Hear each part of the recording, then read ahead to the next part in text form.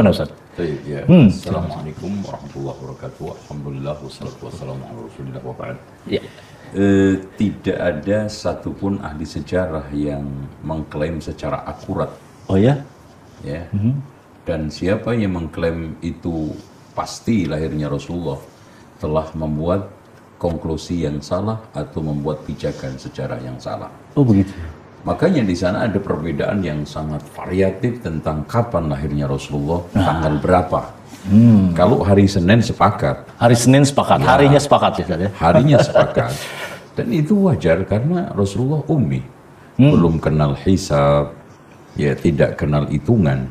Makanya beliau sendiri mengatakan, inna ummatun ummiyatun la naktub wa la nahsib.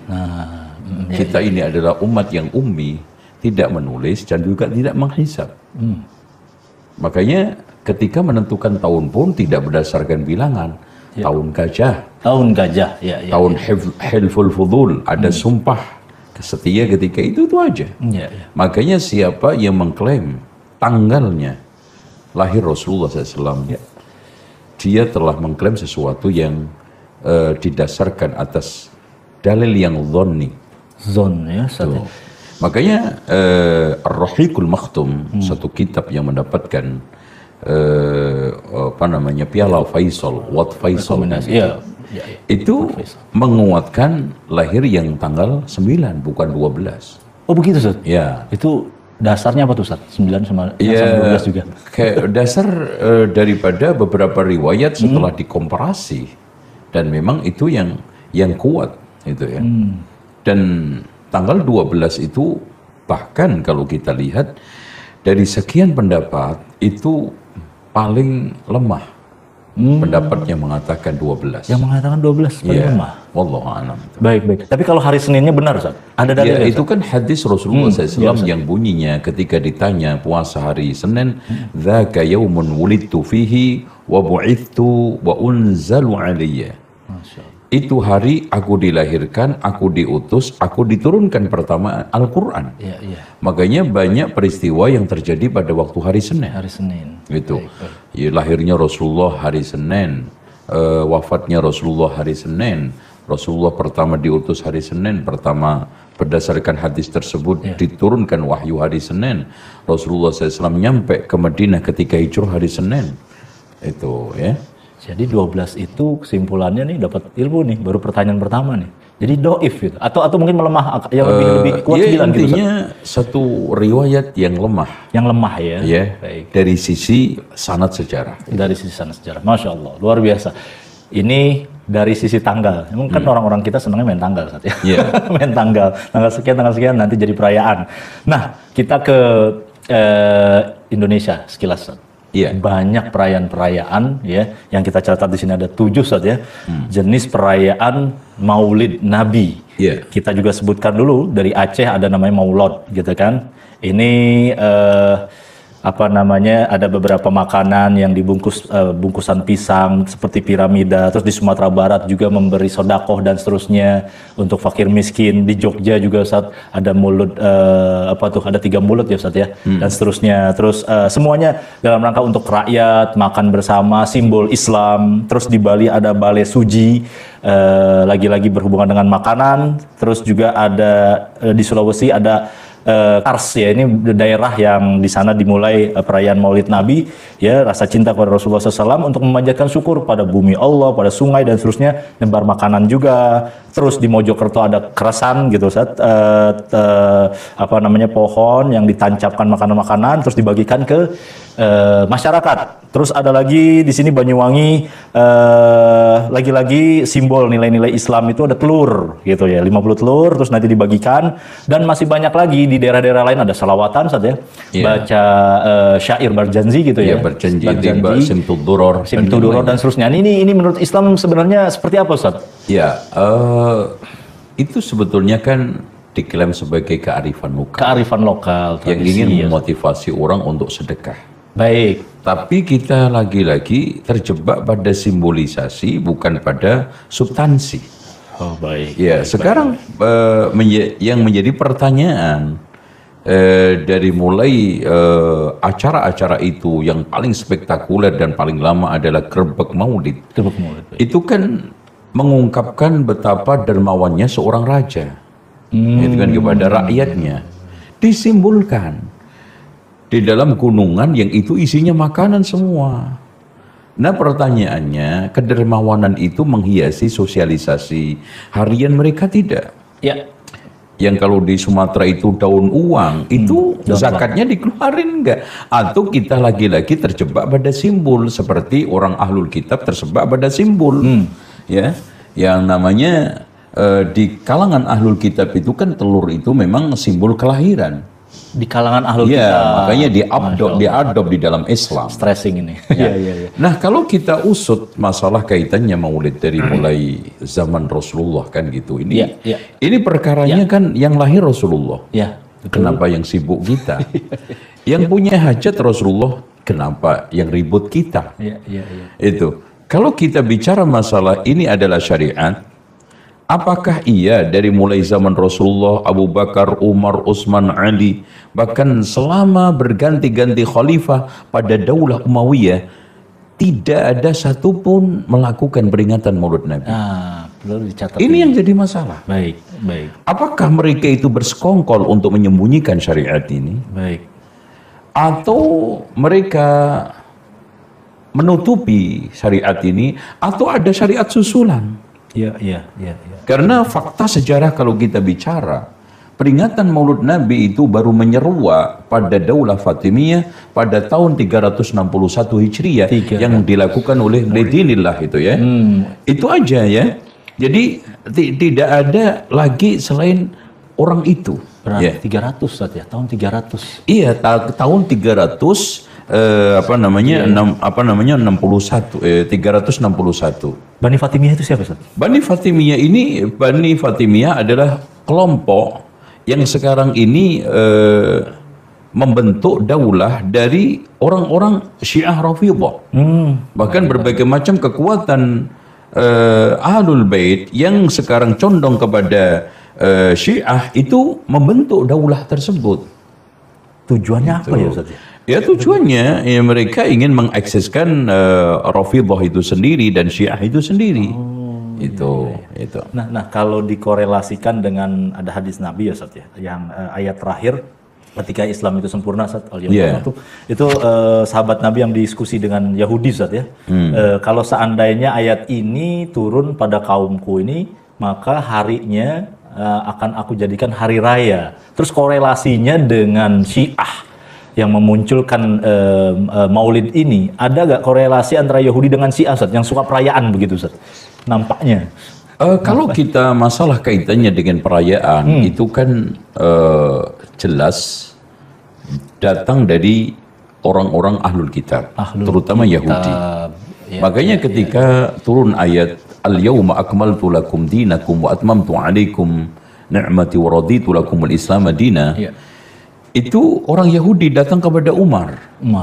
Wahai Umar, ada satu ayat. Kalau ayat itu turun kepada kami, harinya saya jadikan perayaan. Itu. Jadi kalau kita itu usut-usut, ini semua berangkat dari tasyabuh. Dari peniruan, dari adopsi dari agama lain. Dan perlu diketahui bahwa Mu'iz lidinillah tadi, Khalifah Daulah Umayyah yang jelas punya stressing kuat kepada Syiah, itu ini orang yang paling terpengaruh dengan filsafat Yunani, gitu loh. Iya, sehingga dialah yang menggagas banyak maulid. Ada maulid Nabi, ada maulid Fatimah, ada maulid Ali, macam-macam. Itu. Dan itu dijadikan sebagai wahana untuk kolaborasi antara raja dengan rakyat. Dijadikan sebagai media. Memang kumpulnya raja dengan rakyat itu di hari-hari peringatan-peringatan tersebut itu sakral, eksotik, dan merupakan satu pertemuan yang ditunggu-tunggu oleh semua masyarakat, apalagi makanannya kan gitu. Orang dari masa ke masa itu kan makanan itu nomor satu, problem makanan itu utama, makanya Nabi Adam terusir dari surga juga gara-gara makanan kan gitu. Bubar karena makan. Baik, berarti kita di tasabuh Syiah, tasabuh sama Yahudi. Nah, Syiah ini banyak bikin perayaan, Ustaz. Nah, sebenarnya apa tadi tujuannya untuk pertemuan rakyat, dan sampai ke sini nih Ustaz, sampai sekarang kepada kaum muslimin. Apa bumbu-bumbu atau dalil-dalil yang mereka kutip untuk menguatkan sehingga sampai merayakan seperti ini, Ustaz? Di awal mereka itu hanya sekedar kebiasaan yang tidak mencoba untuk membenarkan dengan dalil. Oh, baik. Gak ada satupun, terutama al-mu'is lidinillah, ya, itu nggak pernah ada singgungan dengan dalil, dan nggak pernah mereka itu membenar-benarkan dengan dalil.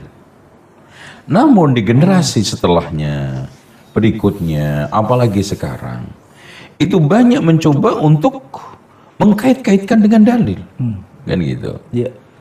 Ya, di antara dalil yang paling sering mereka putar ulang adalah tadi itu. Ketika Rasulullah SAW ditanya puasa hari Senin. Baik. Itu hari aku dilahirkan, tapi kan itu aku hari diutus. Aku juga diberikan wahyu Allah turun, aku juga mati. Kan gitu. Kenapa nggak dikasih peringatan kematian sekalian? Setiap hari Senin gitu. Iya. Terus kemudian perkara agama sesakral ini, sekolosal ini, masa iya Jibril tidak menyampaikan kepada Rasulullah yang itu adalah wahyu dari Allah Subhanahu wa taala, dan bandingkan hanya sekedar kotoran yang ada di bawah sandal Rasulullah yang beliau tidak tahu bahwa itu najis, diberitahu Jibril. Itu.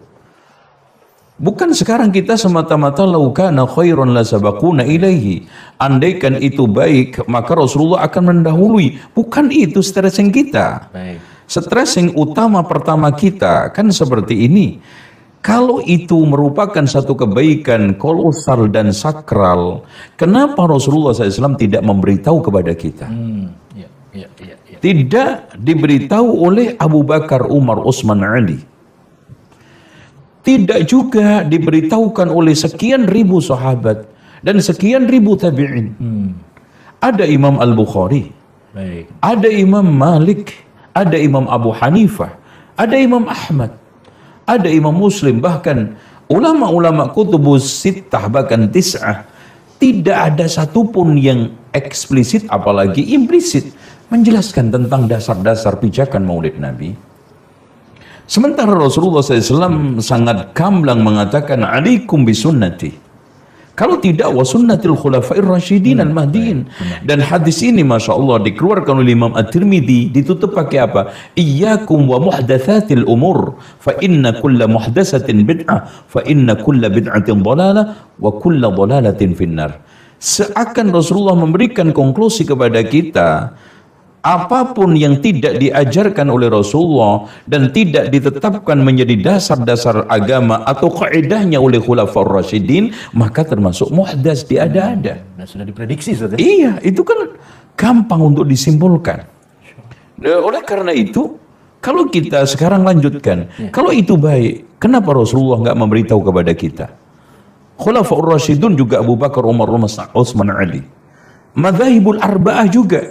Kita tidak bicara masalah sekarang murid-muridnya ya. Imam. Ya. Kenapa tidak memberitahu? Apakah mereka bersekongkol sepakat untuk menyembunyikan syariat, dan itu merupakan suatu presiden? Karena Rasulullah SAW dikatakan oleh Allah apa? Ya ayyuhar rasul balligh ma unzila ilaika min rabbik. Wahai Rasul, sampaikan semua apa yang telah diturunkan kepadamu dari wahyu Allah.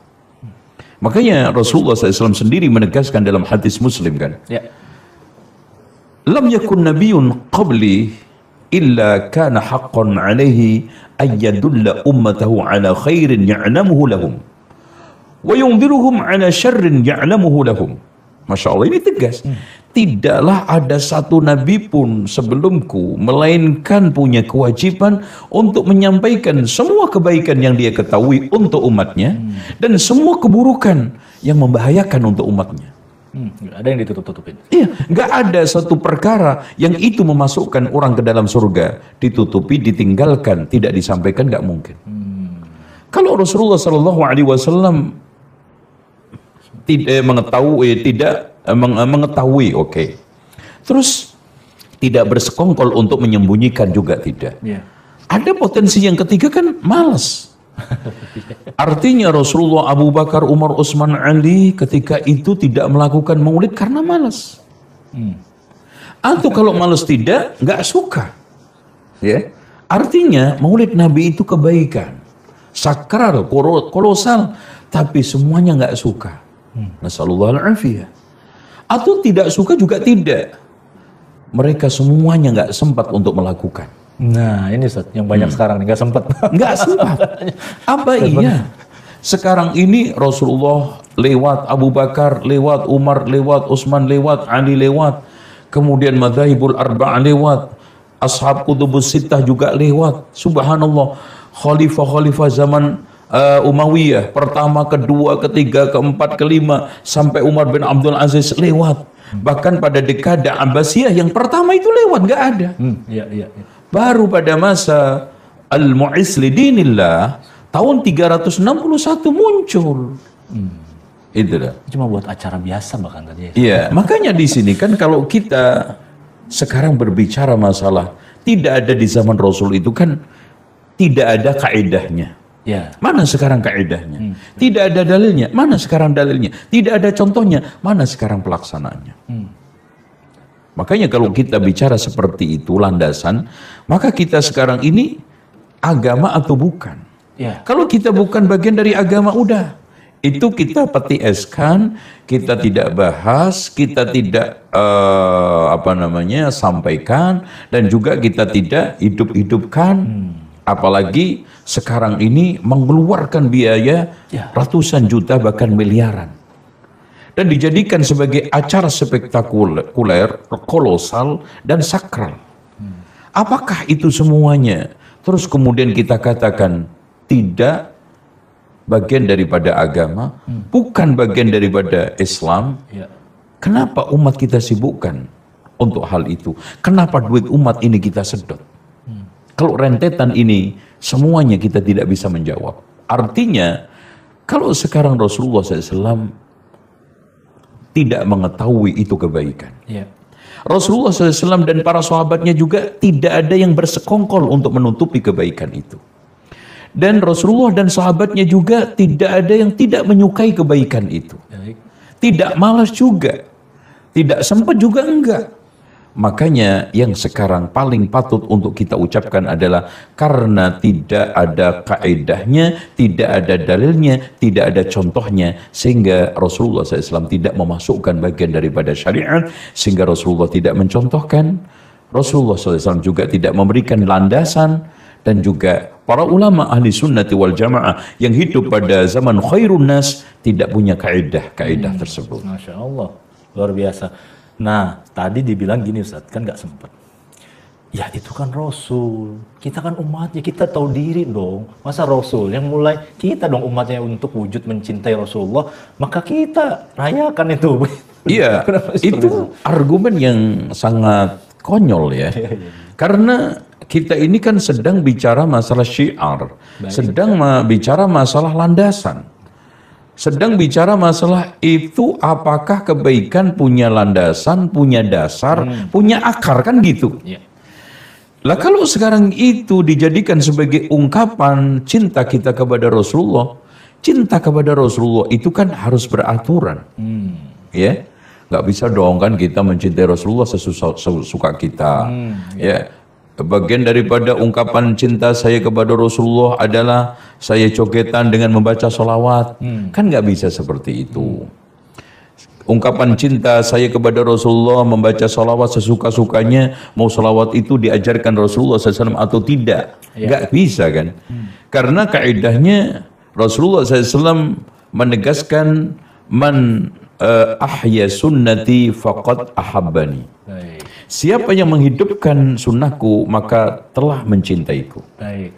Jadi ada keterkaitan kuat antara ittiba dengan cinta. Itu kan gitu. Gak mungkin orang itu mencintai tanpa ittiba, dan gak mungkin orang itu ittiba tanpa mencintai.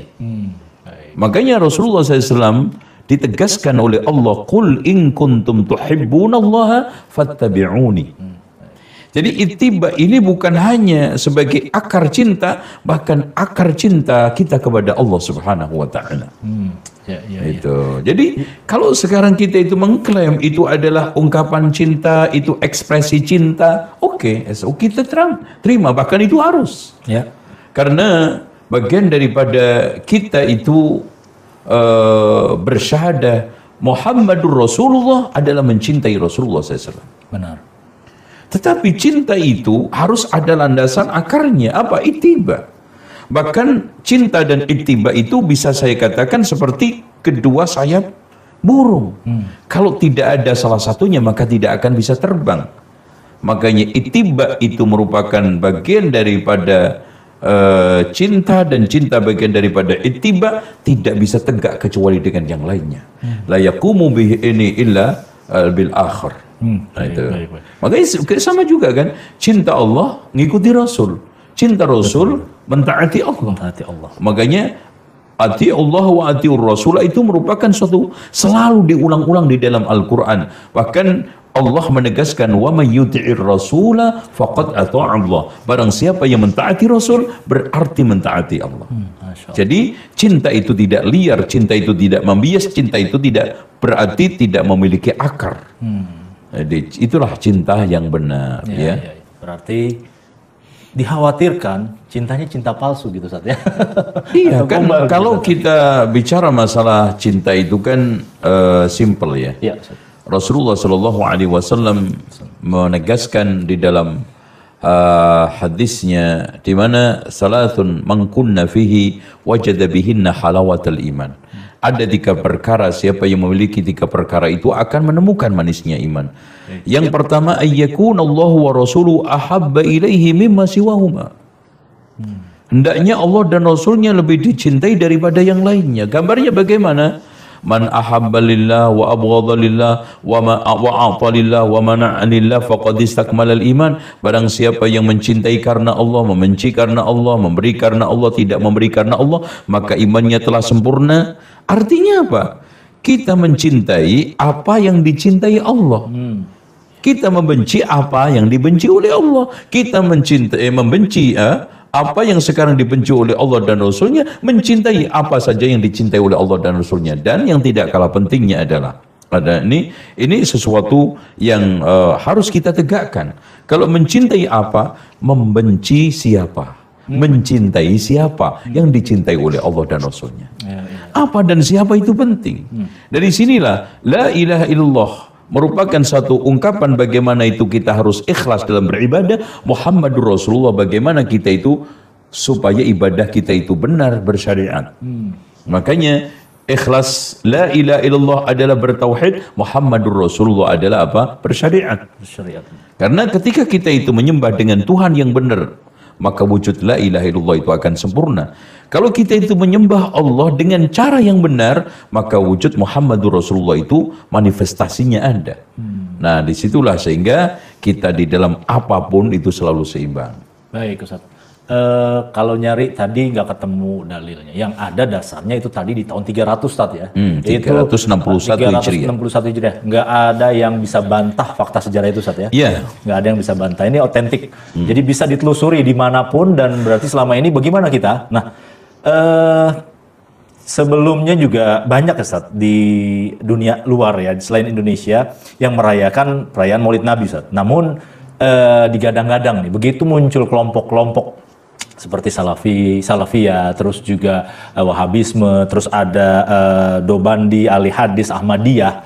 Nah, ini ada kaum muslimin merasa, oh, kalau begitu memang salah, yuk kita tinggalkan. Sebenarnya nih, tadi kelompok-kelompok yang disebut ini siapa nih, Ustaz nih?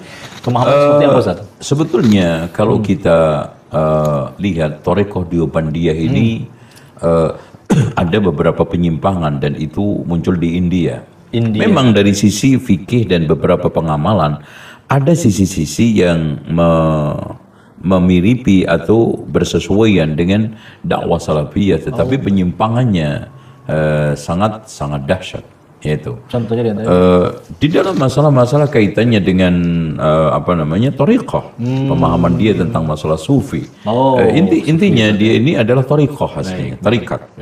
Keterpengaruhan dia dengan berbagai macam kelompok-kelompok atau juga tokoh-tokoh pemikiran sufi, itu ya. Terus kemudian tentang masalah Naqsabandiyah, Qadariyah juga sama.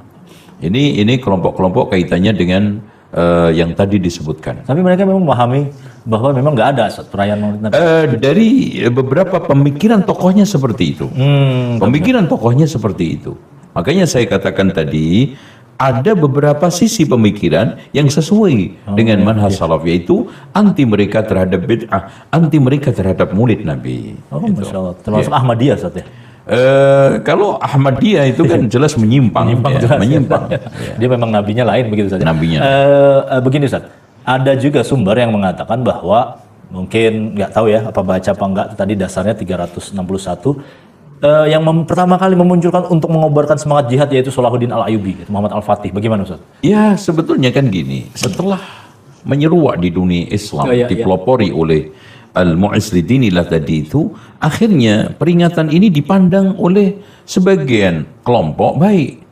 Makanya diantaranya kalangan ahli sunnah yang melakukan pertama kali adalah Al-Malik Mudhaffar. Ya. Adapun sekarang ini kalau Salahuddin Al-Ayyubi mengobarkan semangat jihad melalui peringatan Maulid Nabi, saya belum mendapatkan satu teks yang eksplisit. Ya. Mungkin saja ya kalau yang ditemukan itu Salahuddin Al-Ayyubi memanfaatkan suasana. Tetapi apakah sekarang ini peringatan itu? Itu satu. Sama seperti kita sekarang ini ada hari libur, kita manfaatkan. Libur apa saja nasional. Kan gitu. Kita motivasi umat, kita ajak untuk ngaji karena kesempatan lain mereka sibuk, itu saja, tidak lebih. Tapi kembali lagi, intinya seperti yang dikatakan oleh Imam Malik kan gitu. Kullun yu'khadhu wa yutrak min qawlihi illa sahibu hadzal qabr. Masing-masing orang bisa diambil dan ditolak pendapatnya kecuali yang punya kuburan ini. Itu yang harus kita pegang. Seandainya sekarang ini ada jutaan manusia selain Rasulullah menentang qala Allah qala Rasul, maka yang kita ambil adalah qala Allah dan qala Rasul. Jangankan sekarang ucapan Rasulullah, ketetapan dalil dilawankan dengan mereka, dilawankan dengan ucapan Abu Bakar, Umar aja nggak bisa. Itu makanya Abdullah ibnu Abbas tegas mengatakan, hampir-hampir hujan batu turun dari langit sebagai adab ke atas kalian. Bagaimana saya katakan qala Allah qala Rasul, kalian katakan qala Abu Bakar, Umar. Nah itu. Jadi kita juga harus hati-hati ya. Syariat ini kan syariat saja, ujungnya kan pahala, insya Allah surga saja ya Allah. Nah kalau dengan mungkin tidak tahu atau bodoh lah ya, dengan santai mengatakan ya sudah sekarang derajatnya kita turunin jadi tradisi aja. Tradisi nggak usah lah gampang-gampang ngomong bid'ah begitu Ustaz. Simple jawaban kita. Kalian melakukan itu di dalam rangka untuk cari pahala tidak? Kalau iya, mana mungkin kita itu mencari pahala dari sesuatu yang bukan ibadah. Apapun sekarang dia menamainya. Al-ismu ya la yunafil haqa'iq. Nama itu tidak akan melenyapkan hakikatnya. Untuk apa sebuah nama tetapi hakikatnya akhirnya bertentangan dengan nama itu? Contoh sekarang kita kasih nama minuman segar, minuman sehat, ternyata mabuk. Ujungnya apa? Khamr. Apapun namanya, dinamai dengan nama-nama yang gemerlap, itu berbintang, mungkin whisky, mungkin kepala topi miring, dan yang lainnya. Ujungnya adalah apa? Mabuk kan gitu. Sekarang untuk apa kita sekarang tertarik dengan nama bunga macam-macam, tapi ujungnya adalah riba. Sekarang ngeles kan gitu. Itu namanya kalimatul haq yuradu bihal batil. Seperti yang dilakukan Khawarij kepada Ali. Ketika mengatakan inil hukmu illa lillah. Untuk apa? Menolak Ali. Begitu juga. Kalimat ini hanya ingin membenarkan kebid'ahan dia supaya bisa diterima orang awam. Kita hanya melakukan tradisi, kita hanya melakukan adat biasa seperti makan minum. Seperti berladang, bercocok tanam. Salahnya di mana? gitu. Iya. Ya. Berarti memang awalnya juga kearifan lokal tahun segitu Ustaz ya, 300 sekian ya. Jadi bukan berdasarkan syariat ya. Ya intinya kalau kita itu mencoba untuk mengkalkulasi berbagai macam kebid'ahan itu, Iya. awalnya adalah bergulir dari mulut ke mulut, kemudian dilaksanakan, apalagi dipelopori oleh tokoh, disenangi oleh awam. Berjalan bergulir tanpa adanya suatu kesengajaan. Nah kemudian setelah ada stressing yang meluruskan, baru mereka sibuk nyari dalil gitu aja. Iya. Beramal dulu baru nyari dalil. Iya, itu yang seperti itu sudah hampir merata pada semua praktek kebid'ahan. Jadi memang agama kita sebenarnya mengajarkan ilmiah ya Ustaz ya. Ilmiah, terus juga apa-apa itu harus tegak lurus di atas dalil dulu, baru kita amalkan, begitu Ustaz. Ya intinya kan gini ya, kita di dalam masalah tradisi budaya itu bukan anti. Ya. Permasalahannya kenapa kita itu mengupas, membahas. Kita itu tidak anti budaya, tidak memerangi budaya, tetapi jangan sampai setiap tradisi budaya ini diklaim Islam. Ya. Kemudian nanti menjadi beban agama Islam. Akhirnya apa? Ini Islam bisa meledak nanti. Ajaran yang ada asli aja, itu umat tidak kuat semuanya melaksanakan. Itu? Ya. Kalau sekarang kita tanya, apa ada sekarang satu orang yang bisa mengklaim, mengamalkan semua syariat? Tidak ada. Kecuali Rasulullah, Abu Bakar, Umar, Utsman, Ali, dan mereka yang sudah dijamin oleh Allah masuk surga. Kita ini semuanya, tidak ada yang bisa menjamin semua syariat telah kita amalkan. Udah gitu kita bebani tradisi syariat. Ini apa? Budaya. Tambahan. Coba. Iya. Pasti nanti ada yang dikorbankan. Ya lagi-lagi yang dikorbankan pasti syariat. Ya. Bukan hanya dikorbankan, nanti dikata-katain itu ajaran trans, itu budaya Arab, macam-macam. Sehingga lagi-lagi yang disakralkan, yang didukung, yang disupport, yang disosialisasikan, bahkan disiarkan adalah tradisi. Kemudian supaya mendapatkan pembenaran dan pengikut dibumbu-bumbui dengan tadi Dalil-dalil dikit. ya, karena ibarat kata mereka kan ini bir boleh bintang botolnya, tapi diisi kopi teh, kan salahnya di mana, kan gitu. Masya Allah, luar biasa. Jazakallah khair Ustaz. Nah, berarti Ustaz, untuk mengisi ya amalan sesuai sunnah di bulan Rabiul Awal ini apa aja Ustaz? Oh, Masya Allah ya. Rabiul Awal adalah bagian dari bulan-bulan Islam 12. Ya. Aktivitas kita di dalam bulan itu seperti yang dilakukan Rasulullah. Ya. Rasulullah SAW menegaskan, Allah berfirman, "Man 'adali waliyan faqad adzantuhu bil harb." Siapa yang memusuhi kekasihku, waliku, maka aku akan izinkan berperang dengannya. "Wa ma taqarraba ilayya 'abdi bi syai'in ahabba ilayya mimma aftaradtuhu 'alaihi." Tidaklah ada sesuatu yang digunakan seorang hamba mendekatkan kepadaku paling aku cintai dibanding hal-hal yang saya wajibkan. Saat ini pada waktu bulan Rabiul Awal, ayo semangat menegakkan apa yang telah diwajibkan oleh Allah, difardukan oleh Allah, yang itu adalah pilar dasar untuk menjadi waliullah. Man 'adali waliyan tadi. Salat berjamaah wajib, menunaikan zakat wajib ya. Ya, di sana kemudian wa ma yazalu 'abdi yataqarrabu ilayya bin nawafil hatta uhibba dia. Ya. Kalau kita ngeklaim cinta Allah, cinta Rasul tadi itu.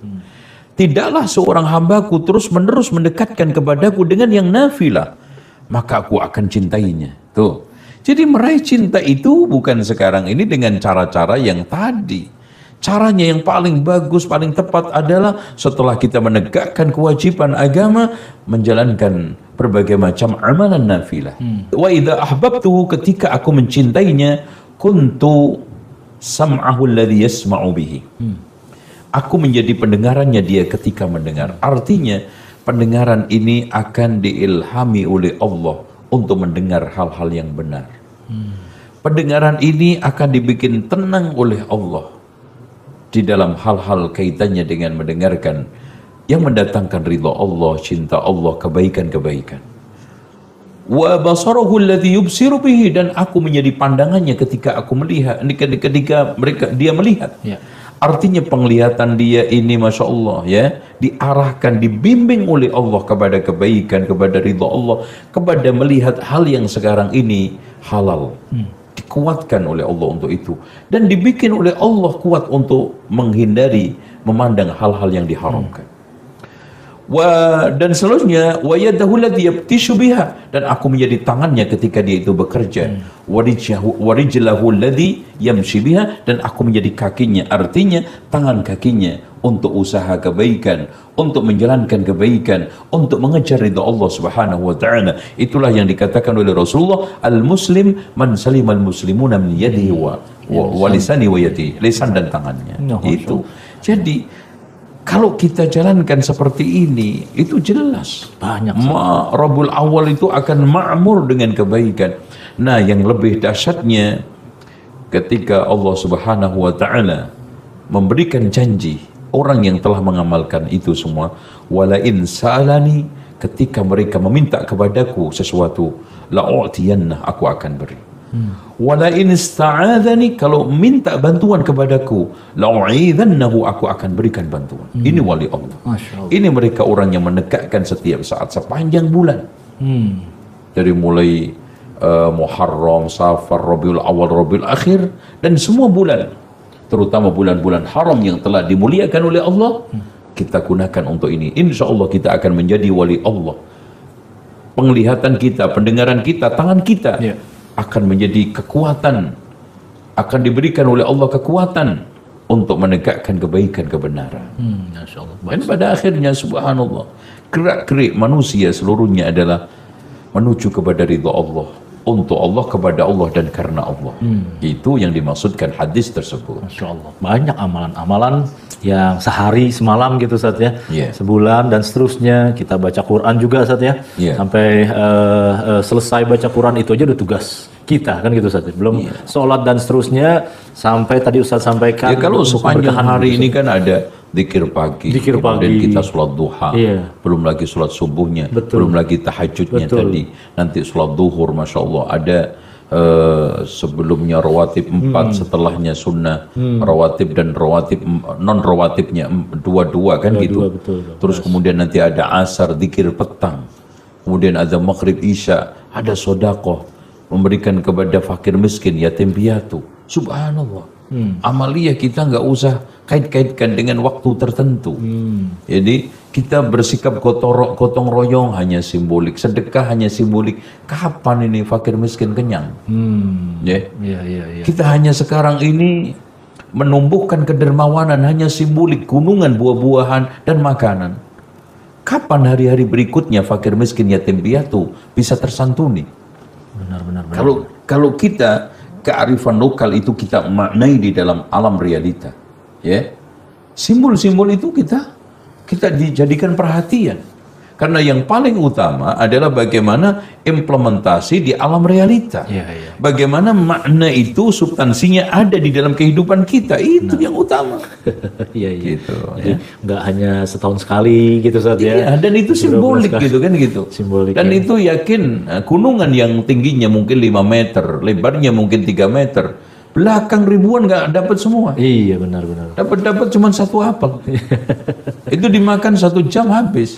Sementara orang miskin ini kelaparan sepanjang tahun. Cukup 1 apel. Tidak. Benar. Itu. Kita yang jadi masalah terjebak kepada simbolisasi tersebut. Tidak kita maknai secara substansial di dalam kehidupan sosial. Itu yang jadi masalah ya. Mudah-mudahan kalau kita ngamalkan tadi sunnah saja yang benar-benar ada dalilnya, muncullah masyarakat yang diridhoi Allah gitu saja. Negara yang diridhoi Allah, baldatun thayyibah ya Ustaz ya. Iya, itulah baldatun thayyibatun wa rabbun ghafur, karena kita walau anna ahlal qura amanu wattaqau la fatahna 'alaihim barakatim minas sama'i wal ard. Andaikan penduduk negeri ini beriman, bertakwa, maka aku akan bukakan keberkahan dari atas langit dan dari bawah bumi. Masya Allah. Kapan dia? Ketika kita sekarang ini mengamalkan Islam, menjiwai Islam, setelahnya memahami itu secara substansial di alam realita. Jangan kita cuma terjebak kepada simbolik, seremonial, yang hanya sekarang gunungan, sekarang pohon, uang dan yang lainnya. Setelah itu apa yang harus kita lakukan? Itu. Justru malah makin hari kita makin merasakan kayaknya jauh dari keberkahan gitu, Ustaz. Iya, karena kita lagi-lagi hanya terjebak ke dalam perayaan-perayaan, simbolik-simbolik, ritual-ritual, seremonial yang tadi itu kosong daripada penghayatan di alam realita, kelanjutan secara substansial di alam sosialnya, gitu. Iya, iya. Apakah betul kita sabar di dalam kehidupan sehari-hari? Apa betul kita tenggang rasa dalam kehidupan sehari-hari? Ya, sama juga kita menghafal Pancasila, tapi secara substansial butir-butir Pancasila itu tidak menjiwai kelakuan kita, tidak mewarnai perilaku kita. Akhirnya apa? Kejebak ke dalam simbolisasi. Masya Allah, Masya Allah, luar biasa. Untuk penutup, kita berikan beliau kesempatan dan beliau sebagai ahli di nilai-nilai wasatiyah nih. Insya Allah nanti buku beliau juga akan kita bedah. Tapi kita akan kutip kira-kira nilai-nilai wasatiyah apa Ustaz dari pembahasan kita ini yang kita cerminkan dan kita akan amalkan nih Ustaz untuk para masyarakat kita ini. Yang bisa kita angkat di antara sekian 10 nilai adalah tawazun. Artinya apa? Kita itu di dalam beragama itu harus seimbang. Dalam mencintai Rasulullah itu tengah, tawassut. Baik. Tidak hulu berlebihan sehingga memuja-muji Rasulullah SAW keluar daripada kodratnya sebagai seorang manusia. Atau meremehkan, merendahkan Rasulullah SAW juga tidak. Tetapi kita sebagai seorang ahli sunnah wal jamaah, kita yakin Nabi Muhammad adalah Abdullah sebagai seorang hamba, basyarun. Makanya beliau menegaskan innama ana basyarun ansa kama tansawun. Aku itu manusia seperti kalian, lupa seperti kalian lupa. Qul innama ana basyarun mithlukum yuha ilayya. Nah, Abdullah wa rasuluhu. Jadi disinilah kesimpulannya, abdun la yu'bad, seorang hamba tidak sampai pada kita sembah, wa rasulun la yukadzab, seorang rasul yang kita tidak boleh dustakan. Itu saja sikap. I'tidal, kita harus teguh memegang prinsip yang telah digariskan oleh Allah dan Rasulnya. Dan yang tidak kalah pentingnya, kita di dalam memahami peringatan Rasulullah SAW ini, kita jiwahi sirahnya. Sehingga di sana ada semacam tahadur, yaitu apa? Keberadaban ini, peradaban umat ini akan maju bila sekarang ini dihiasi dengan perilaku Rasulullah SAW. Itu Allah. Masya Allah, luar biasa. 3-4 nilai tadi yang beliau sampaikan.